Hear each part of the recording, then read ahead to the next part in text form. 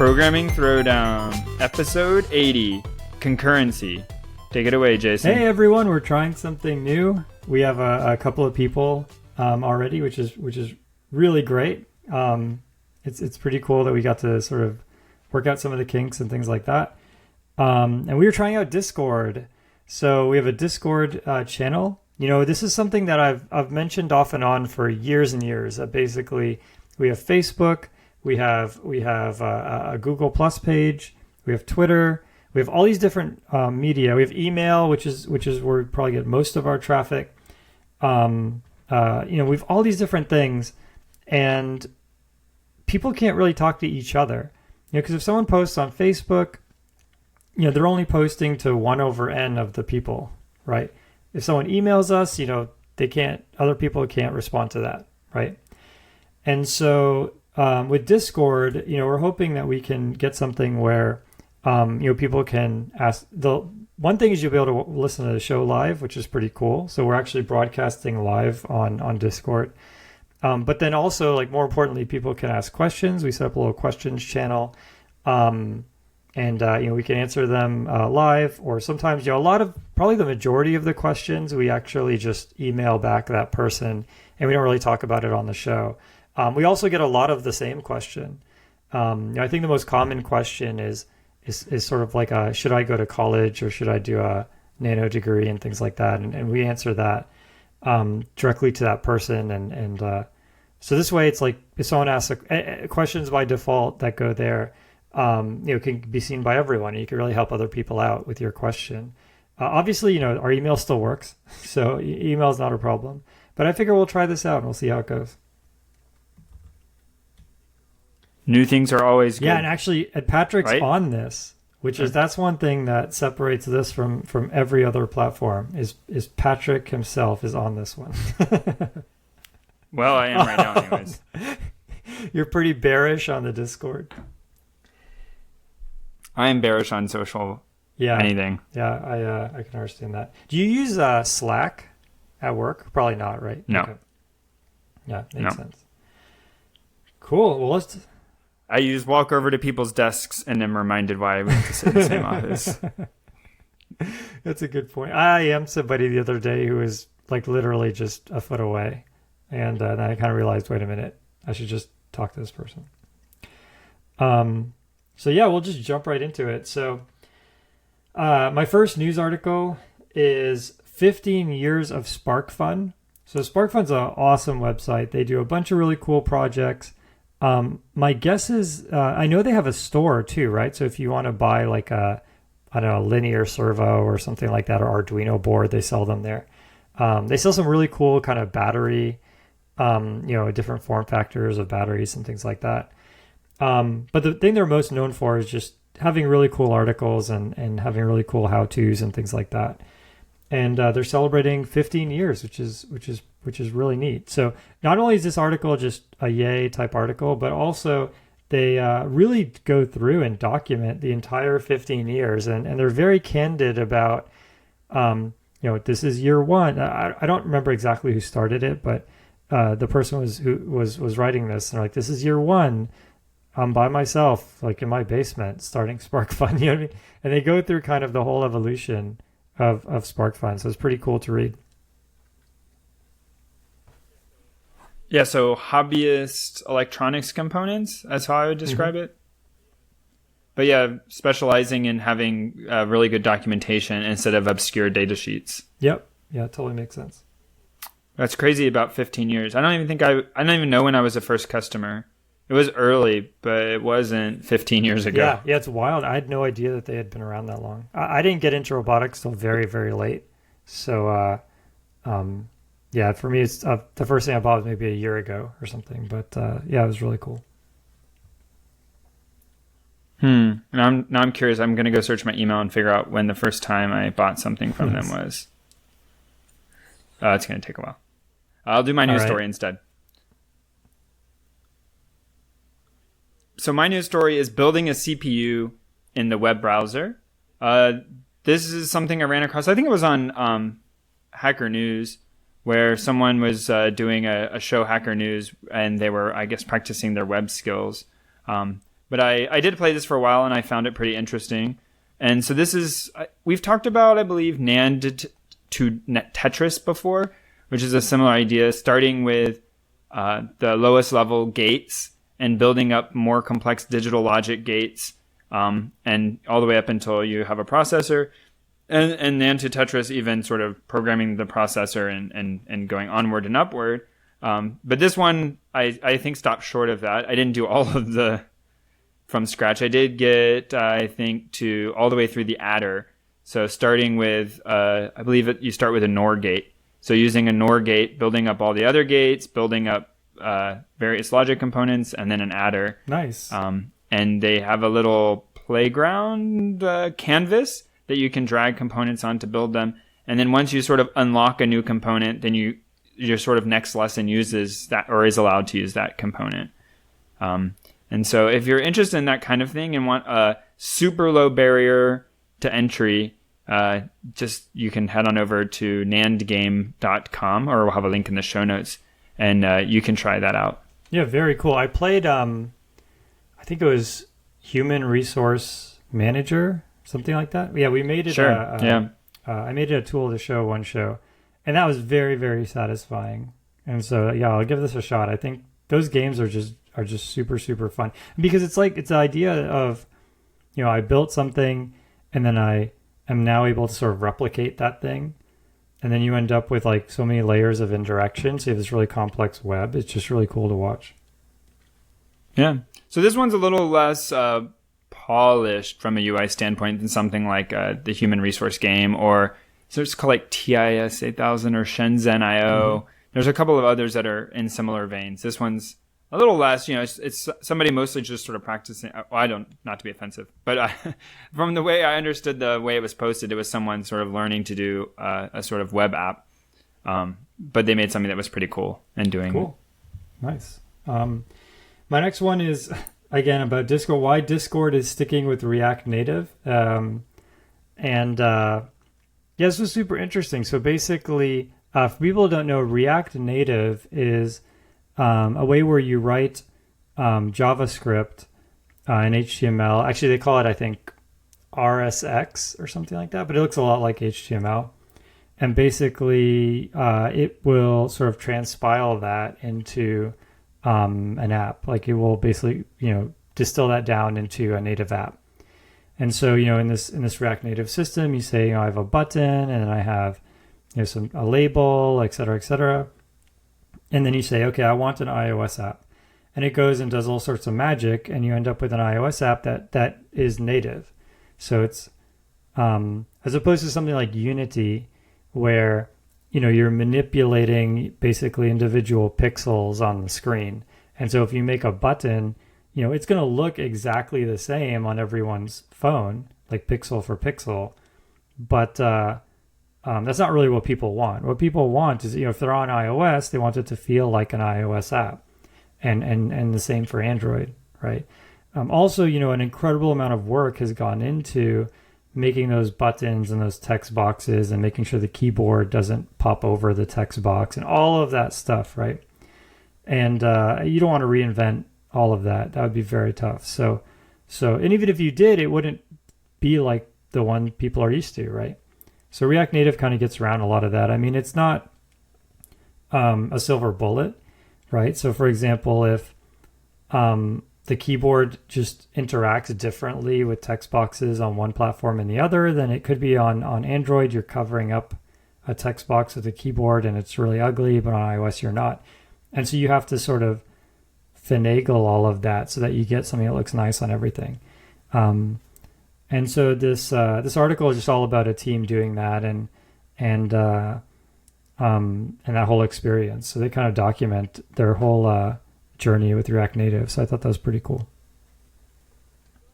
I feel like there's been a sequence of these kinds of things. I don't remember all the names because I don't do really mobile programming, but the React one seems to have stuck around for a while. I don't know if it's stuck around quote unquote long, yep. But it seems like it's been there's thing like, for longer than average. Yeah, there's like Xamarin was a big thing, and there was PhoneGap where it was literally a web page. I remember that one.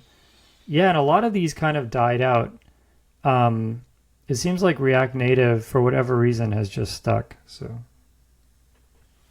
I found my first SparkFun order. Oh, nice. What time? What year? Do you want to guess? I'll take a shot. I'll take a shot. How many years ago? I'm going to guess that you needed it for some college project. And so, well, I'm told. Oh, we can't disclose how long ago. I'm totally going to age you out here, rat you out. But okay, let me just loosely guess. I'm going to guess around, like 12 years ago. Oh, that's a good guess. Oh, nice. Years ago. Nice. Yeah. It was not for a school project. Oh, really? Oh, okay. I actually can see what I ordered, and I know what I did with them. Oh, okay. All right. So it was actually, well, yeah, anyways. I'm not going to age myself. All right. I ended up building, using Arduino to build like a little thing that moved around on stepper motors. Oh, nice. Actually, speaking of that, my chess robot arm, making good progress there. Yeah. And I'm posting on Facebook if anyone is following me there. Like, but not as the podcast. You have to follow me because I want to keep the podcast pretty high, like signal to noise. So, but yeah, the robot arm is pretty good. I have a little stepper motor. I'm actually looking at it right now, and it moves. I don't know. This probably isn't a good design, but it works. Like basically, I have a platform that goes up and down, or I guess left and right, and then that figures out which column the arm should pick from. And then the arm only has to think about one axis then.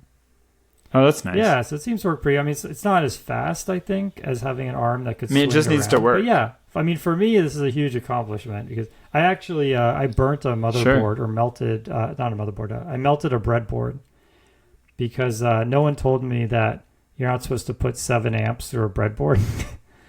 And wait, yeah, how did you manage to even have something that could do 7 amps? Well, I have the stepper. Maybe it's not 7, but I have the stepper motor and I have a digital servo. And the digital servo is for the shoulder of the robot. So I got one that's pretty powerful. And basically, yeah, if I have the platform moving and I try to move the arm at the same time, it draws a lot. Like, I don't know if it's exactly 7 amps, but it's a lot of amps. It's not 7 amps. It's definitely... You can't run 7 amps through the PCB wiring. Oh, really? Oh, okay. That's not 7. It's okay. But it's enough. Well, the breadboard can handle half an amp, and I melted the breadboard. So it's more than that. So you were somewhere over half an amp. That's my lower and upper bound then. Okay. Well, cool. Yeah. Don't burn your house down though, man. I'll try my best. It's proving to be pretty difficult not to burn my house down. But. Also, yeah, you probably want to look at like motor drivers or adding a transistor so that it drives directly from the power supply instead of running through the Arduino. If that's what it's doing. Yeah, I got so basically. Okay, you already do that. Yeah, the breadboard is only there because I don't have a way to splice wires. So it's literally. You don't have a soldering iron? When's your birthday? I'll send you one. I actually have a soldering iron. I never even. Oh no! Actually, it's. I don't have. Sorry, I have the split. What I don't have is the. I would need to take a regular wire and basically put the right adapter on it so I could plug it in. Or you could just cut off the adapter. I run into this all the time. This is a horrible habit. I just end up cutting off whatever adapter and just soldering on whatever I need. Oh, man. That is so smart. So like, I have a power plug that has this barrel jack and I need to feed it into my Arduino. Like, screw it. I just snip off the barrel jack and then, ta-da, wires. Yeah, that's really smart. I should have thought about that. No, it's not smart. No, I mean, it's resourceful or whatever. I never would have thought of that. Yeah. Okay. Yeah, so just remember, you're hacking, so you can just cut off whatever you can't connect to. Yeah, one of the things... As long as if you don't need it back again. Yeah, exactly. It's one of the things. I'm having a hard time being destructive, but then it's like, I bought this stuff to make this one thing, so I need to just get over that. Yeah. Okay. Soldering. Yeah. The next frontier. That's true. I want to know when you're making your own PCBs. Yeah, I'll call you when I get my fingers stuck together. Wait, what? Super glue? Solder? I don't know. Well, solder's not that sticky, but... Solder's super hot, and All right, next topic. We're talking about Fortnite. Fortnite's popular. We talk about whatever's popular, like cryptocurrency was popular, so we talked about cryptocurrency. Now I hear Fortnite's popular. Yeah, it's just SEO. SEO, baby. Do you play? Have you SEO, played? baby. I have played. I ain't gonna lie, it seems too complicated. You know what? I feel the same way. And the only thing I like, now granted, I've only played it a little bit, but I like the 50 versus 50. Have you tried that? No. I've played it literally 3 times, I think. Yeah, it's not that much different for me, but they have this mode where it's just like PUBG in that it's 100 players, but it's literally 2 teams of 50. It was pretty fun. I'm sure everyone's laughing because they've probably all played it before. Oh, sorry. No. I mean, basically, the thing about 50 on 50 is you have very little control of the outcome of the game. But I thought it was pretty fun. Yeah, they made $1 billion. Maybe I'll try that. Wow. So I played it on my iPad, and I found the running and shooting was fine. And I've tried PUBG before. I played that a little more. But the building I found very difficult. Oh, okay. Got it. So, I noticed that I don't know how some people, and this is just because I haven't played it enough, some people have a way to build like entire towers. I don't know if they're using some kind of macro, at an input level, or if there's just a setting in Fortnite that I don't know about, or just. Well, apparently you and I are the only people who don't know, because Fortnite has made $1 billion since launching in October. That's true. So they are getting that money from somewhere. People are playing it. It's a thing. Even, sort of non-traditional gamers have been playing that. I was listening to some podcasts. I think it might have been Twit, which I listen to very rarely. I don't listen to a lot of podcasts, but I was listening to one for some reason. And they were speaking about that this is an interesting phenomenon where people are increasingly specializing into like specific games. So something like, I'm not a gamer, I play Fortnite, I play League of Legends, I play Dota. Oh, wow. Like I don't play. It used to be people would just play whatever game was out, whatever game was new. But now there's increasingly people who just play Minecraft, just play Fortnite. Like they were sort of observing that a lot of their friends and acquaintances only play a single game. Wow, it's really interesting. So I don't know if that's true. I do experience that somewhat. Like I know some people at work who are sort of always playing the same game. Overwatch is that oh yeah Overwatch. Yeah. That's one of them. Yeah, so a lot of these online multiplayer games they play very exclusively. That makes sense. I mean, at some point it's like chess or something, or playing poker with your friends or something, where it's like you don't go to poker night and decide to play, I don't know, like rummy or something. They just always play poker. Maybe you don't. Let's roll the die to see what card game we're going to play today. Settlers of Catan. Wait, I thought this was poker night. Nice. Cool. So now it's time for book of the show. My book of the show is a podcast, but I've been, as opposed to listening to audiobooks, which is what I usually do, this month I just binged on this podcast, and I thought it was great. It's called Dear Harvard Business Review, or Dear HBR. So I don't actually know too much about Harvard Business Review. Don't know exactly how it's affiliated with the university. But what it is just people who study the social part of businesses. So you remember in the last episode, we talked about technical arguments, and these people just focus on just the in and outs of working in a company, or even for yourself or what have you. And each episode focuses on a particular topic. So there's one episode that was bad bosses. There's another episode that was bad reports, and they take calls they take, I guess, emails from the audience and answer their questions. They also bring on experts, authors, social scientists, people who have studied, like industry, and that sort of corporate culture and all of that. And it was really cool. I actually I totally binged on it. I watched probably 12 episodes, and it was just super fascinating. So check it out. My book of the show is a science fiction recommendation, and we've had this author before, but that's John Scalzi's Old Man's War. And I decided to do something different because I always struggled to not give spoilers. So I'm just going to read... Well, I would say the back of the book, but I'm just going to read the summary from Amazon. Okay. John Perry did 2 things on his 75th birthday. First, he visited his wife's grave. Then he joined the army. Oh, nice. That's a good lead-in. No, I don't. Yeah, so if you're one of those people who enjoys the first, three sentences. Is that the author who did Red Shirts? Red Shirts. Also, we've talked about Locked In, I think, on this show that I recommended. Okay. And I also read from him Fuzzy Nation, which is actually him rewriting a much older book, but I don't know if I've mentioned it as a book of the show on this episode. Anyway, so Old Man's War, I'm about 2/3 of the way through. And so far, I very much enjoyed it. And I believe it's turned into a series that has like a bunch of books, like 7 or 8 books, like a lot of books in the series. But this is the first one, and I've just started it. And so far, I'm enjoying it. As the 3 sentences said, there's some interesting premises about what would it be like if old people and why would old people go to war. So. Oh, okay. But yeah, you read Red Shirts, I did. I thought right? it was Or really listened to? interesting. Okay. It was really fun. The definitely not trademark infringing Star Trek story. Yeah, that's right. I mean, I in general, I just love parodies, right? Because I love somebody basically, because you really have to distill something down to parody it. And so, in general, I'm a big fan of parodies, and Red Shirts was a great parody. Yep. Cool.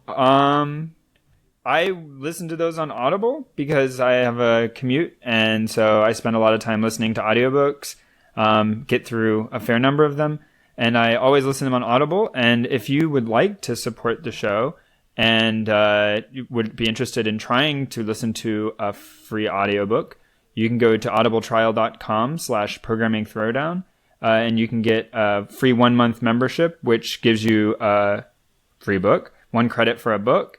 And for me, I'm always trying to like optimize picking a book, which Old Man's War is a great book so far. I think it would be good to pick up if you're not used to listening to a lot of books. But I normally try to go for sort of bang for the buck. I look for books that are really long, so then I feel like I get a better value for my credit because basically all of the books are kind of priced the same.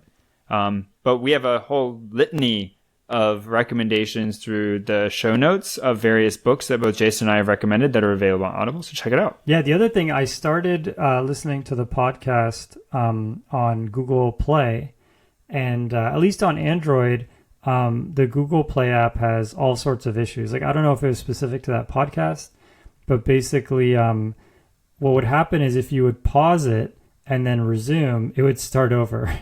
I don't know why. Actually, now that I think about it, someone emailed us saying that happens to our podcast.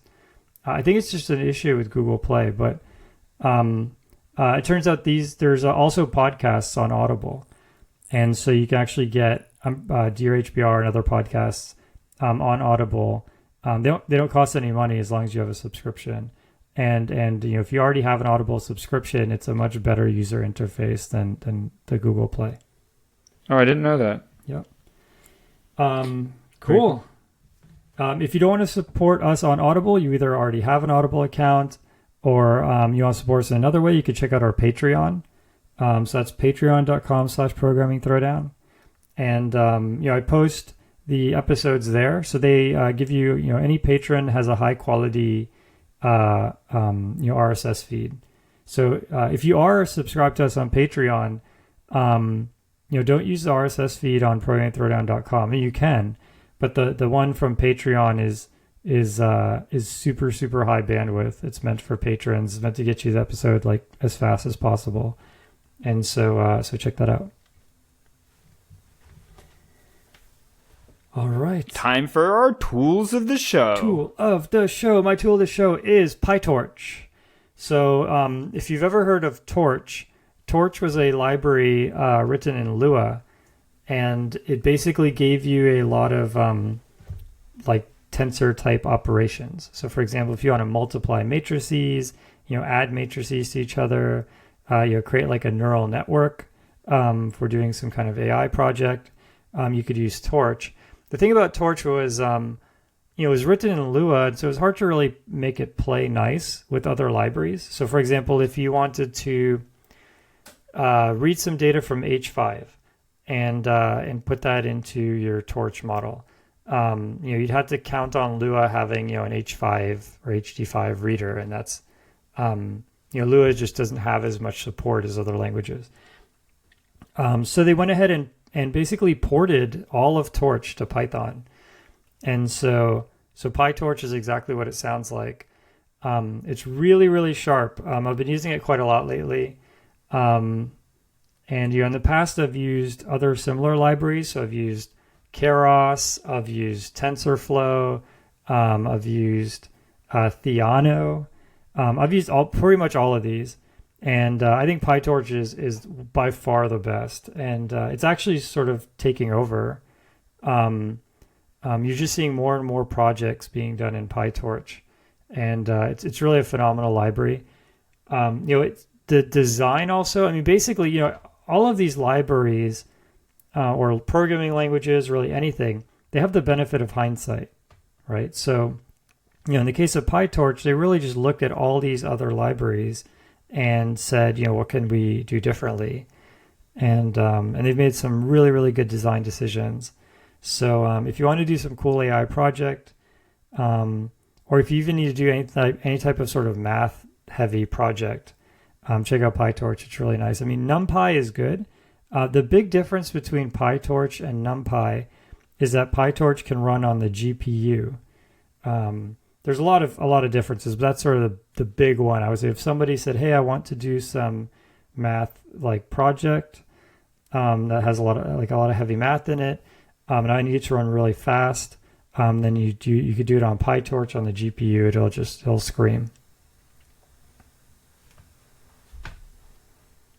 Mine is also very educational and useful for work. Mine is a game. Nice. Called. That's not probably funny because I think I do it every episode. Suzy Cube.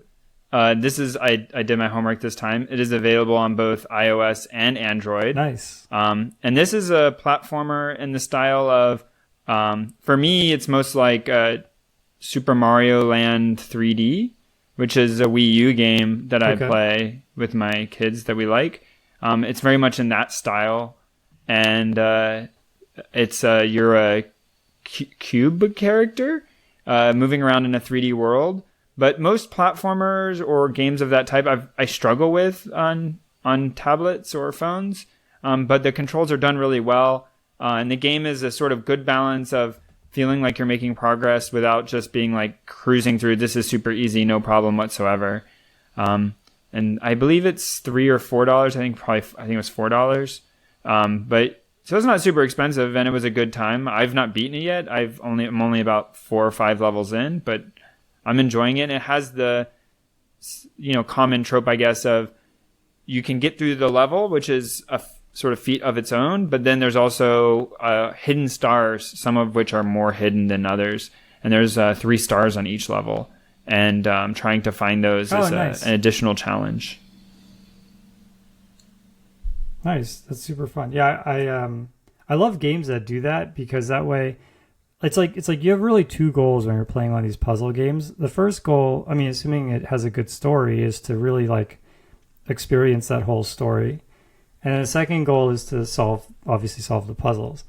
And so by having these sort of optional challenges, it lets you sort of pace yourself based on your skill, luck, and stuff like that.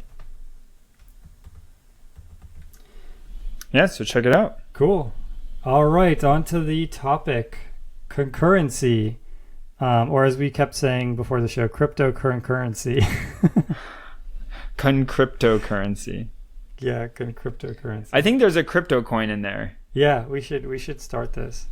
I mean, there's no way it could make less money than Dogecoin. I mean, Dogecoin's not the worst, dude. We can name a lot worse than that. Oh yeah, that's true. Yeah, that's. Sorry, I guess what I meant to say is it's got one to be Doge better. is one Doge. One Doge is one Doge.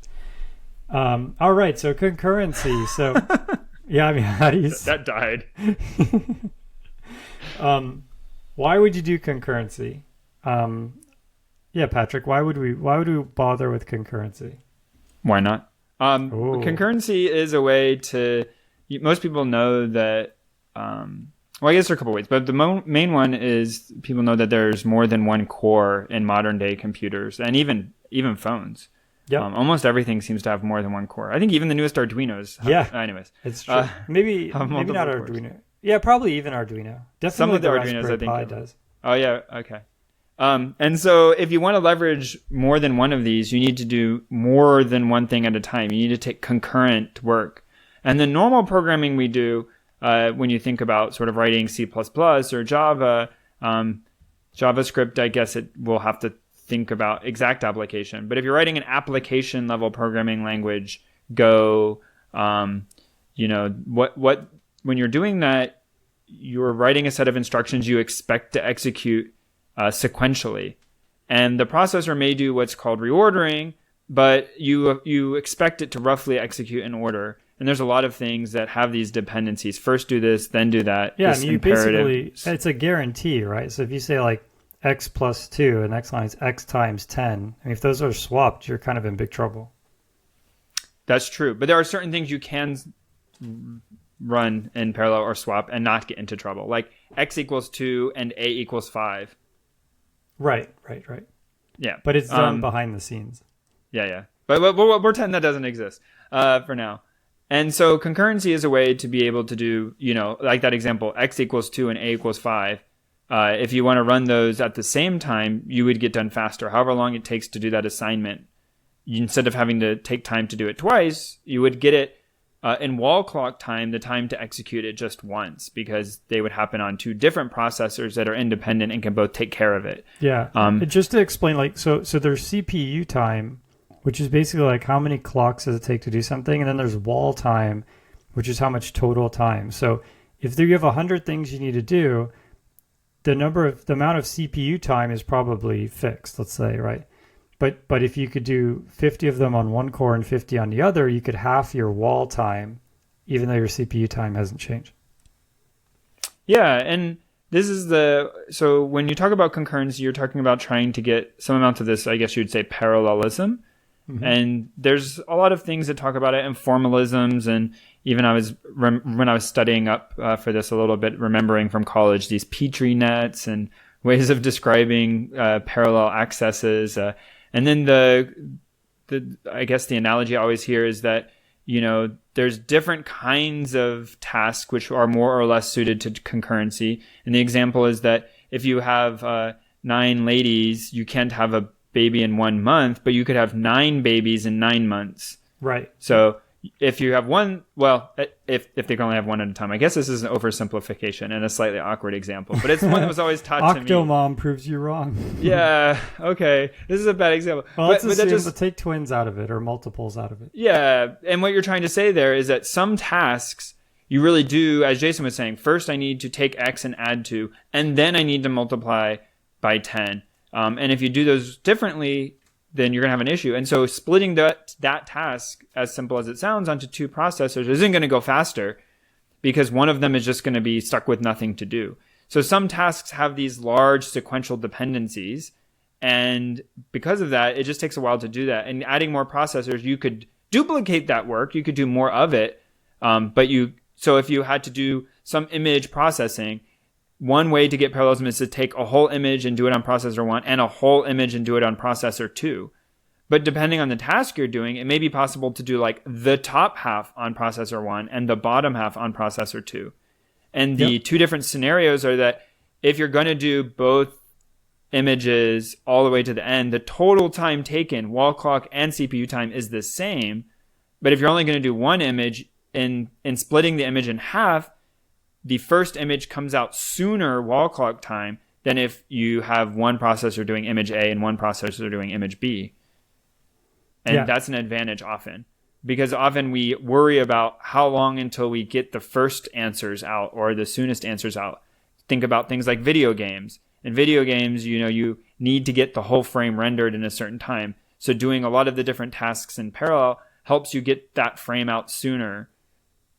Versus a Pixar movie where you could spend a lot of time just working on a single frame and a whole different set of computers be working on a different frame than what you were on.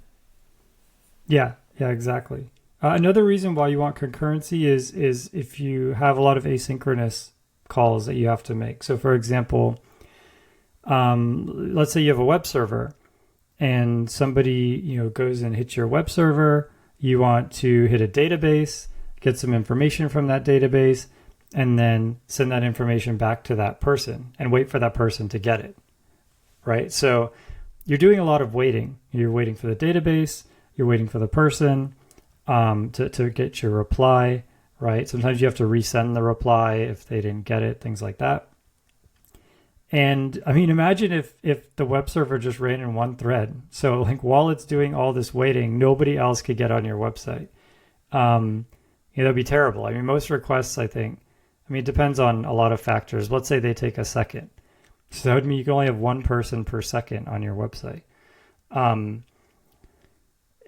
So another thing to do there is use concurrency to say, okay, it doesn't even necessarily have to use multiple cores. It could just use one core, but it could just release, some type of lock or something. So it could say, okay, I'm going to go to the database and ask it for some information. And until I get that information back, I'm just going to chill and someone else could do something on the core. And so that's how most web servers work is they, just are this whole waterfall of asynchronous calls. And the entire time one of those calls is in progress, I guess we'll call it thread to make it simple. That thread is just waiting. So you could service, 100 customers at the same time on one core even, and you're just taking advantage of the fact that you're spending a lot of time waiting. So yeah, that's the other sort of big use case. Between the two of those, you've covered 90% of the uses for concurrency. Yeah, and I think it is useful because people talked a lot about having multiple processes, or like if you ever did UI work or still do, not doing something on the main thread. And people sort of make this comment. But the idea is sort of what Jason is pointing out, which is even if you only have one processor, you do this time slicing, you could have prioritizations. But the idea is you want certain things to be very responsive. And if you need to do a long running task, even if it's not going off to another computer, you want to make sure that task that's long running has lower priority and gets interrupted to service things which you want a quick response to. So if you imagine, like, this is not exactly how web servers work, but, hey, Jason, I have a question for you. And he says, okay, what's your question? I give him a complex differential equation he needs to go solve. You may want him to say, okay, I'm working on it, and then go work on solving it. But getting I'm working on it so I know he's not like dead or not responding to me is a useful thing, to have that like initial very quick response. Right. And concurrency, even if you only have a single processor, allows you to sort of keep things working well. Yeah, exactly. And so basically the core like mechanisms by which you get concurrency, one is through message passing. So imagine you have sort of two threads and they're both running, or let's say even two processes. So the difference between a thread and a process is multiple threads share the same memory. But multiple processes, at least by default, they don't share the same memory. So you couldn't create an object in one process and just pass the pointer to another process and use the same object. It won't work. So for example, if you have two processes and you want them to, as I said, pass some object around, one process has to serialize it. So turn it into just a series of ones and zeros, like a string or something like that, and then send it to the other process, right? And you can do the same with threads as well, right? Just you don't have to, but you can. And we call that message passing, right? And it's just the same as if you were to send a message to another machine on the internet or something like that. You basically are just going to package up that message, send it across, and the other person's going to unpackage it. So if you hear things like IPC, inter-process communication, that's going to be a way to pass messages. And in fact, at least on Unix, IPC and TCP work almost the same way.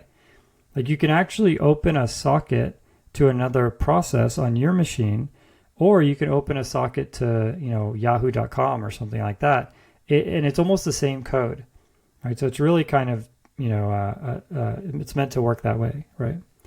Another way to do it is through shared memory, and so This gets a little bit complicated because it's very OS specific. Like on some, especially older OSs, you actually have to use files and file locking and things like that. But at a high level, just imagine there's, a chunk of memory that both processes can access, right? Actually, I mean, if you're talking about threads, then everything is shared memory, right? So then it's just a matter of saying, okay, this object, I'm going to access this object from multiple threads, and just sort of effectively writing some documentation and things like that so that people know that, hey, while they're editing this object or reading this object, something like that, it's possible another thread is also doing that at the same time. Yeah, so I mean, I think for this threads, especially in the last few years, this has gotten in, I guess, application programs much easier. So in Python, there's threading. In Java, there's always been threading, but there's easy ways to even just sort of multi-process streams where this shared memory kind of happens without even thinking about it. And even in C++, there's standard thread now and standard async, which standard async is still a little broken, but oh, wait, really? Tell me more. Well, no, I forget the exact nuances, and I think like I do a lot of my work in C++ 11 and 14, and it was broken then. I don't know if they fixed it in 17. Oh, okay. Async has a weird dispatch policy is the long and short of it. You have to take special care to make sure like when you run a standard async command, it happens right then. Like the function will run in parallel when you think it does, as opposed to sort of getting deferred. If I recall the argument correctly. But yeah, so I mean, as Jason pointed out, for sort of threads, it's just implicit. What you might even, like I was mentioning, you might just sort of write an anonymous function, a Lambda function, or have a function call just in line with something. You say, hey, I want to go do this 10 times, or I want to go do this across these slices of the data. And that's just an object that you're sharing out to those threads. It doesn't have to be copied. It just gets accessed in place. Yep, that totally makes sense. One last thing about this is there are like thread pools and process pools. And so the idea there is, creating a thread is actually, especially creating a process, is pretty expensive. I mean, the computers nowadays are so fast that you really don't notice, right? I mean, unless you're doing a lot of it. But under the hood, there's actually pretty significant overhead around creating those things. And so there's this concept of a pool where basically, at the start of your application, you say, okay, I know I have a ton of work to do. And I know I have, let's say, 8 cores. So I'm going to create 8 threads right at the beginning. And these 8 threads are just going to start taking work. So as soon as I have some work, I'm going to say, hey, 8 threads, go and take this work. And I don't really, and there's a lot of complexity around, okay, which thread is free, who can accept the work, et cetera, et cetera. So the thread pool kind of abstracts all of that away. So you basically, and almost every language has this, you basically say, I want a thread pool with 8 threads. And then you can just say pool dot, it depends on the language, pool dot enqueue or pool dot start or something like that. And you could give it a function, and it will, handle, if you call it 9 times in a row really quickly, it'll take that 9th one and it'll wait for one of the first 8 to finish. It'll kind of handle all of that for you. So the thing to point out is if you use message passing, whether you're talking to something on the same computer or 2 different computers, as Jason was pointing out with the sort of socket example, is actually not immediately obvious to you or really doesn't make much of a difference as far as you writing the program is concerned. But if you're doing shared memory, there's extra steps that need to be taken, or even if you're using processes, sometimes you need to use a resource. Like I need to talk to, that's a bad example, like the hard drive, let's say, and I'm going to be writing stuff out in the speaker. I want to go talk to the speaker. And if 2 programs are talking to the speaker, it would just be nonsense. So in our system, we don't want, the speaker to be accessed by multiple programs. So there's this concept of, locking that resource so that I'm the only one who writes to it, so that garbage audio doesn't come out. Right. And so in order to do that, these locking concepts need to be done typically by the operating system and exposed in the programming language in some way.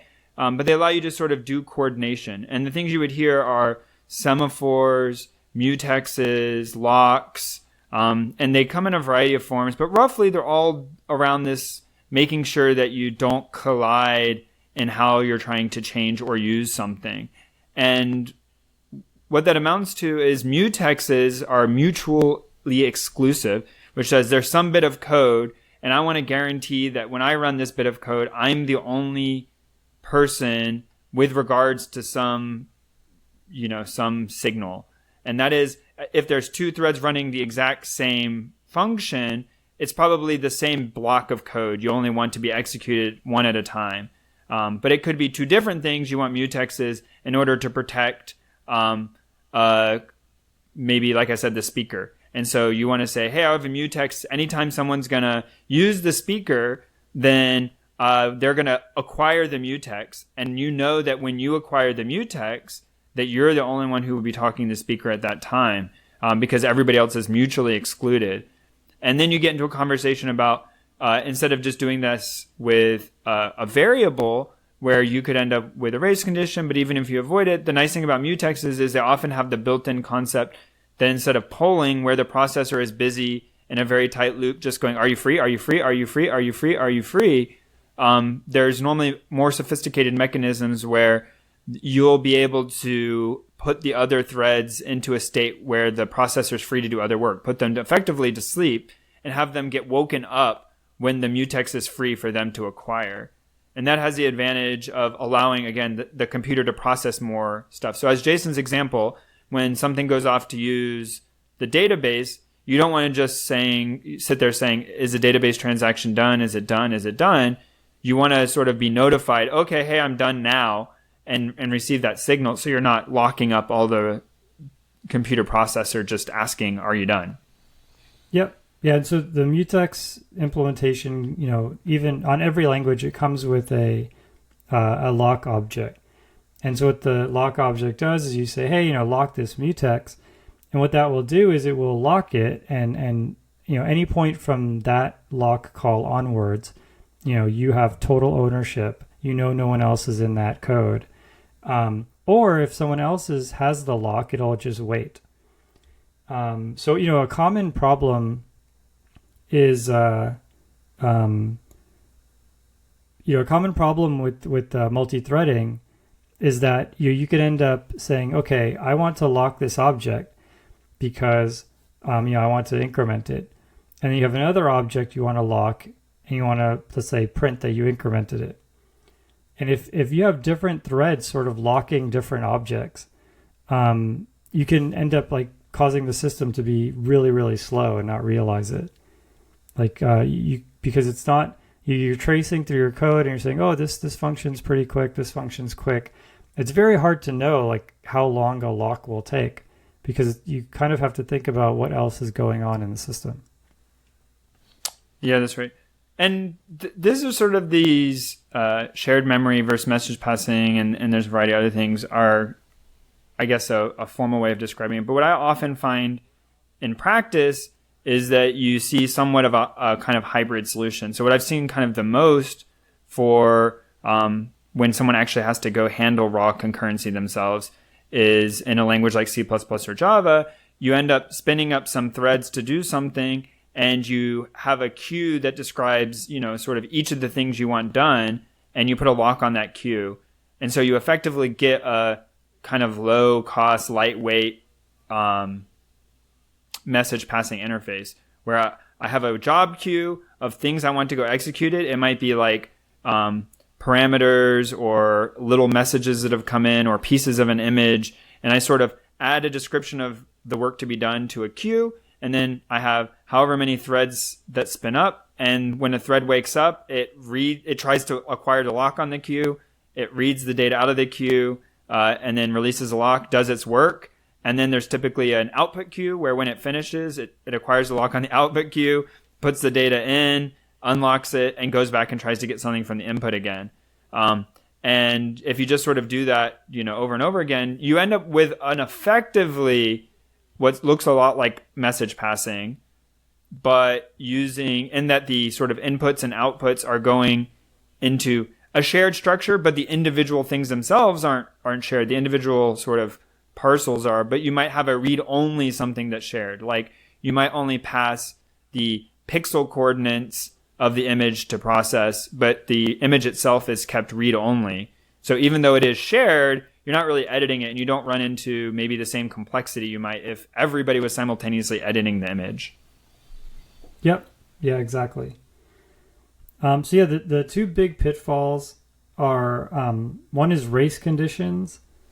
Do you want to talk about race conditions? I'll take deadlock. Okay, sure. So race conditions is a generic term, but it just means when two things are running in the system, you can get unintended consequences where you think I want to set variable A to 2 and then B to 3, and then something happens where you find out during debug that A was 3 when B was 3 instead of A being 2. And it might be because some other piece of code was setting A to 3 and then B to something else. And you have this race condition where two people are modifying something and you think it should happen in a certain order, but because they're sort of not synchronized in some way via one of the locking mechanisms or semaphores we discussed before, that you're sort of up to a chance where sometimes it might happen in a way that looks sort of a little bit out of order. So example would be like printing to the screen. If you have two threads printing to the screen, the data can get intermixed. And that it's sort of a race condition that you're trying to write out your whole message, but while you're trying to write out, someone else comes in and writes out too. And that might not be a harmful race condition, but sometimes race conditions can be harmful where you sort of think almost transactionally, like this set of operations is going to happen all at once. But in reality, somebody else could come in the middle and do something. And that would result in a race condition. Yeah, exactly. I mean, a simple way to observe this, right, is if you create two threads and those threads just immediately try to print hello and then print world, you'll often get hello, hello, world, world, right? And so, as soon as you start introducing kind of, in that case, as Patrick says, just printing, as soon as you start introducing logic, that becomes really bad. So you think about hello world coming out as sort of one unit of thing, but in reality, it's actually many, many different instructions that have to run. Yep. Yeah, exactly. So what are deadlocks? All right, deadlocks. I'm gonna see if I can get this right. Hang on, I hear Wikipedia. What is no? You tell me. Check me out on this. But I think so. So for example, let's say I'm trying to come up with a really solid example. Let's say, for example, you have a thread that is.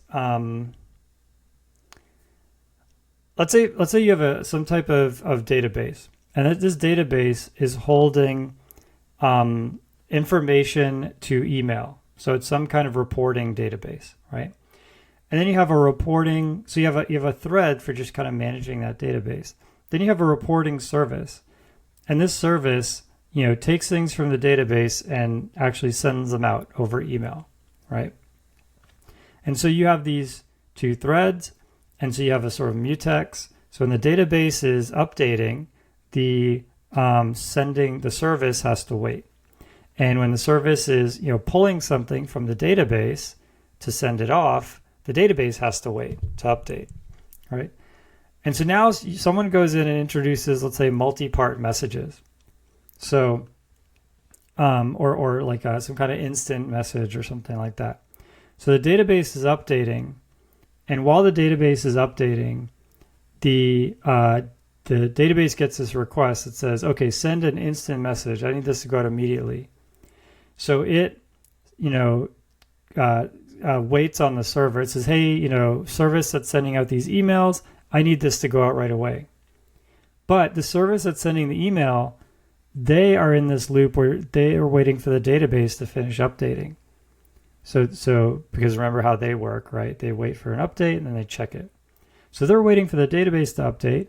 The database update has this new emergency mode, and it wants to send something, and they're both waiting on each other. And that's a deadlock, right? And it's actually extremely easy to do that. And it's very painful because what happens is your system just grinds to a halt. And you can usually see this happening because all of your logs will just lock up. Everything will just lock up, but you won't be using any of the processor. It's just kind of sitting there as if it's idle. And so that's a pretty painful situation. We actually had one of those a couple of days ago, and it's not pretty to debug. It's really difficult, actually. Yeah, I think it's difficult to explain, but I mean, extracting out the most obvious dangerous conditions is when there's more than a single resource that you need to get your job done. So if a single process needs to use things that are locked by more than a single protection mechanism, so that's, when what you have. Oh, that's a good way you of have two systems, and I need to lock system A and do something, but then I also need to go lock system B. And maybe at the start you don't say, I just want to lock A and B together, because maybe what I'm doing with A takes a really long time, and then B I only need for a very short amount of time. But then if you have another process which needs B for a long time, and then A for a short time at the end, before finishing off a write to B, then what you can end up is, as Jason was trying to describe, is you end up with this deadlock where, A gets locked, B gets locked by two different processes, and then they go try to lock the other resource, but it's held by someone else, and you're sort of stuck.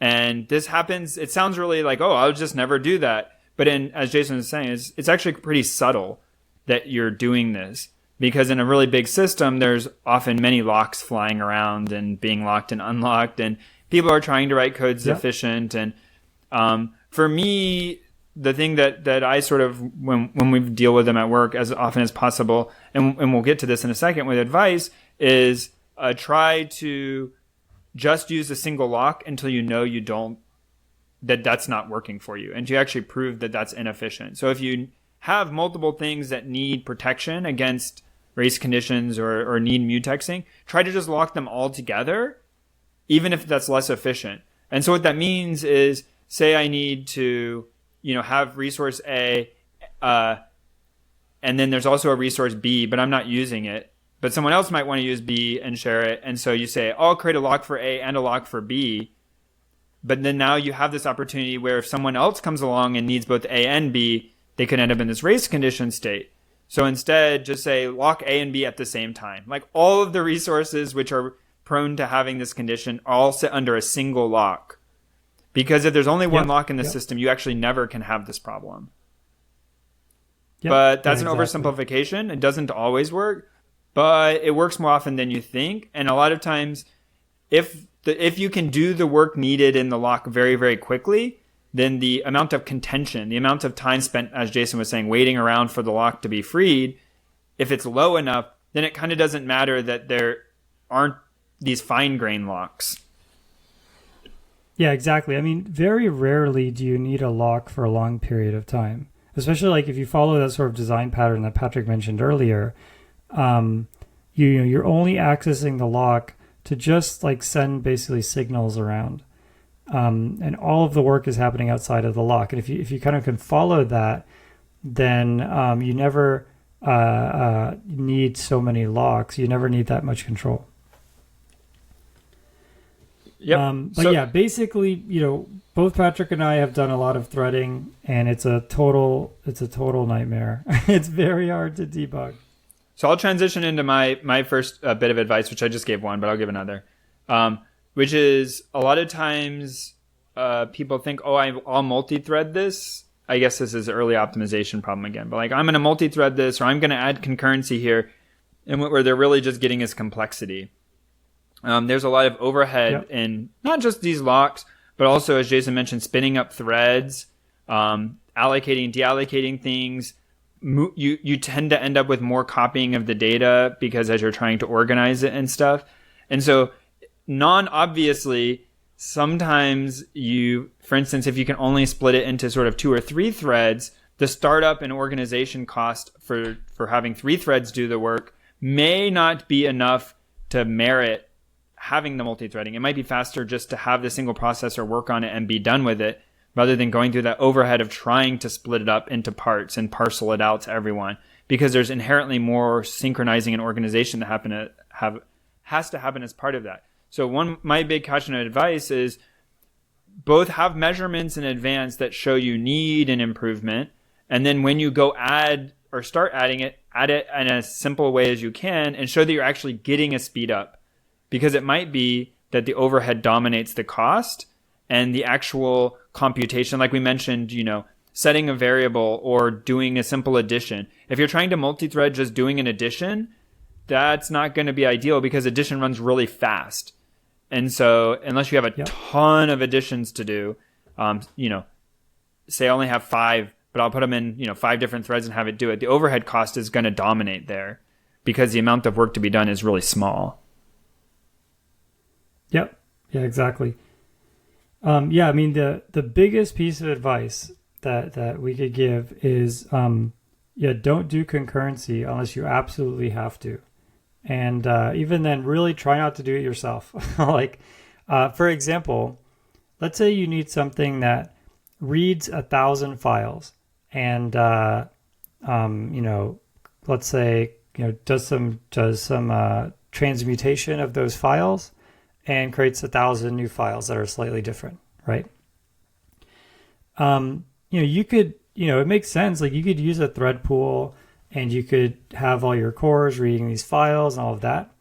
But something way, way easier is just write a program that reads one file and creates one output file, and then use new parallel. So if you're on Unix, you could type the word parallel. That's actually a program. And so it takes a little bit of time to learn how it works, especially if you need to read a bunch of files and then you need to create output files that are the input file name dot data or something like that. It's a little bit of exercise in learning how that works. But it lets you write programs that are just very small and simple, and they'll run. GNU Parallel will run as fast as your computer can run, and they have all sorts of different tricks to speed that all up. And there's just Bash is doing all the parallelism for you. On OS 10, you have to use Homebrew and brew install parallel. I don't think it's on by default, but you could just do that, and now you have it there too. GNU Parallel and writing something that just does one file is will eliminate most of the parallelism. Also there's a lot of async libraries. Like for example, we've mentioned Node.js on the podcast. If you're using, let's say, Express, which is a web server library in Node.js, they do all the parallelism for you. So basically, you just create handlers. So you say, look, when someone comes to my website and they enter this URL, like /me, then I want to go and fetch their account and print it. And, that handler can get called, 10 times from 10 different threads. And you don't even have to manage those threads or anything. It's all done for you. So almost every web server library does that part for you because they know how difficult it is. The last thing I would mention is basic linear algebra systems, so BLAS systems like PyTorch and NumPy and these SciPy and these other systems. Under the hood, they're doing multi-threaded. So basically, if you say numpy.add A and B are matrices. Under the hood, it's going to use all the cores of your computer. It's going to have a thread pool. It's going to spin up all these threads. It's going to even do like SIMD and all of this stuff. But you don't have to deal with any of that yourself. You just say add. So even PyTorch has the multiprocessing module, or we talked about Julia in a past episode. A lot of these libraries will even do multiprocessing or even multi-machine. PyTorch has torch.distributed for multi-machine. And you don't have to really mess with any of that threaded code. It's all abstracted away. And that will work for 99% of use cases.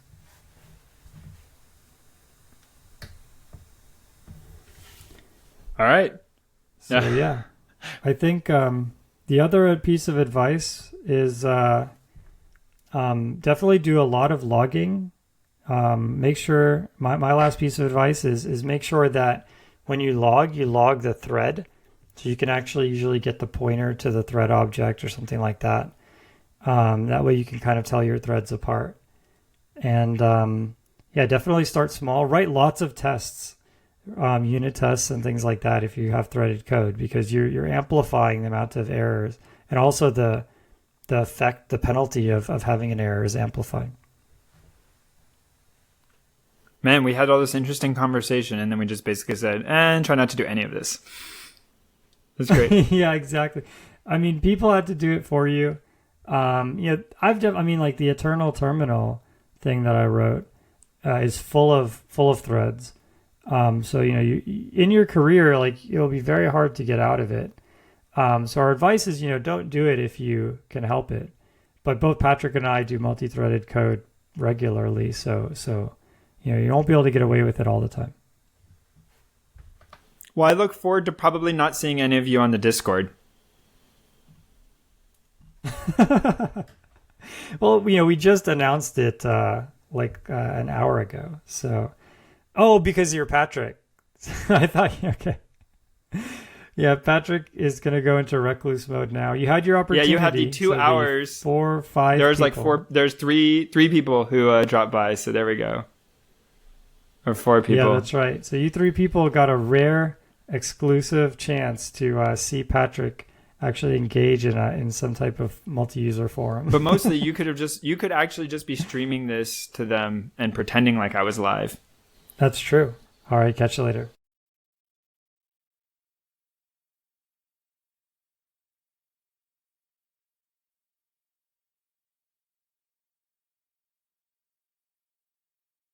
The intro music is AXO by Binar Pilot. Programming Throwdown is distributed under a Creative Commons Attribution Share-alike 2.0 license. You're free to share, copy, distribute, transmit the work, to remix, adapt the work, but you must provide attribution to Patrick and I, and share alike in kind.